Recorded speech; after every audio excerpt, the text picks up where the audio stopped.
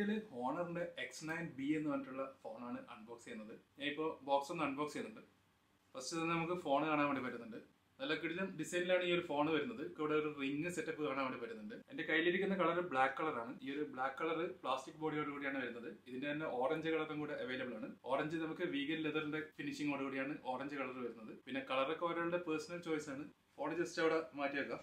ഇനി നമുക്ക് booklets, TPU case കാണുന്നുണ്ട്. പിന്നെ ഒരു സിം ഇജക്ടർ ടൂളും കൂടെ ഇവിടെ കാണാൻ വേണ്ടി പറ്റും. പവർ അഡാപ്റ്ററും കൂടെ ഈ ഒരു ബോക്സിൽ നമുക്ക് അവൈലബിൾ ആണ്. Type A to type C cable, earphone നമുക്ക് ഈ ഒരു ബോക്സിൽ തന്നെ അവൈലബിൾ ആയിട്ടുണ്ട്.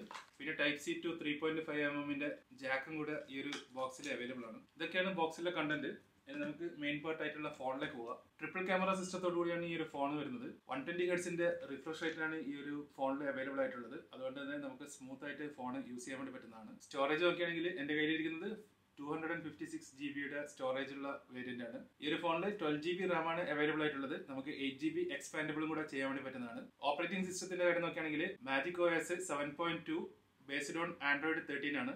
പിന്നെ പലരുടെയും സംശയമാണ് നമുക്കിപ്പോൾ ഹോണർ ഫോണുകളിൽ ഗൂഗിൾ പ്ലേ സ്റ്റോർ അവൈലബിൾ ആണെന്നുള്ളത്. നമുക്ക് ഇവിടെ ഫ്രണ്ടിൽ തന്ന ഗൂഗിൾ പ്ലേ സ്റ്റോർ ഇവിടെ അവൈലബിൾ ആയിട്ടുണ്ട്. പ്രോസറിന്റെ കാര്യം നോക്കുകയാണെങ്കിൽ സ്നാപ്ഡ്രാഗൺ 6 Gen 1 ആണ് ഈ ഒരു ഫോണിൽ യൂസ് ചെയ്തിരിക്കുന്നത്. ഒരു നല്ലൊരു മിഡ് റേഞ്ച് പ്രോസർ തന്നെയാണ്. നമുക്കിപ്പോൾ അത്യാവശ്യം നല്ല രീതിയിൽ ഗെയിമും കാര്യങ്ങളൊക്കെ കളിക്കാൻ വേണ്ടി പറ്റുന്നതാണ്. ഇപ്പൊ നമുക്കിപ്പോൾ ഡേ ടു ഡേ യൂസിന് നല്ലൊരു പ്രോസർ തന്നെ എന്ന് വേണമെങ്കിൽ പറയാം. 120 ഹെർട്സിന്റെ ആയതുകൊണ്ട് നമുക്കിപ്പോൾ ഗെയിമിങ്ങും കാര്യങ്ങളൊക്കെ കളിക്കുന്ന സമയത്ത് നല്ലൊരു എക്സ്പീരിയൻസ് ആണ് ഈ ഒരു ഫോണിൽ കിട്ടുക.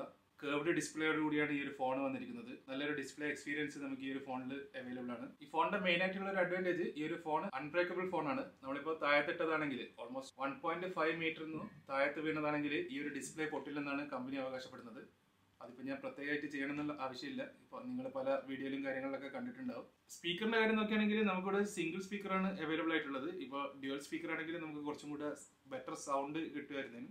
108 മെഗാപിക്സലിന്റെ പ്രൈമറി ക്യാമറയാണ് ഈ ഒരു ഫോണിൽ വരുന്നത്. അതുകൊണ്ട് തന്നെ നല്ലൊരു ഡീസെന്റ് ആയിട്ടുള്ള ഫോട്ടോസ് നമുക്ക് ഇതിൽ നിന്ന് എടുക്കാൻ വേണ്ടി പറ്റുന്നതാണ്. ഇതിപ്പോൾ ഇന്ത്യയിൽ റിലീസ് ആയിട്ടില്ല. UAE പ്രൈസ് വരുന്നത് 1299 ആണ്. എന്തായാലും ഈ ഒരു പ്രൈസ് റേഞ്ചിന് നിങ്ങളൊരു നല്ലൊരു ഫോൺ, അതായത് അൺബ്രേക്കബിൾ ആയിട്ടുള്ള ഫോൺ വാങ്ങിക്കാനുള്ള ഒരു പ്ലാൻ ഉണ്ടെങ്കിൽ നിങ്ങൾക്കൊന്ന് കൺസിഡർ ചെയ്യാൻ വേണ്ടി പറ്റുന്ന ഫോൺ തന്നെയാണ് ഹോണറിന്റെ X9b.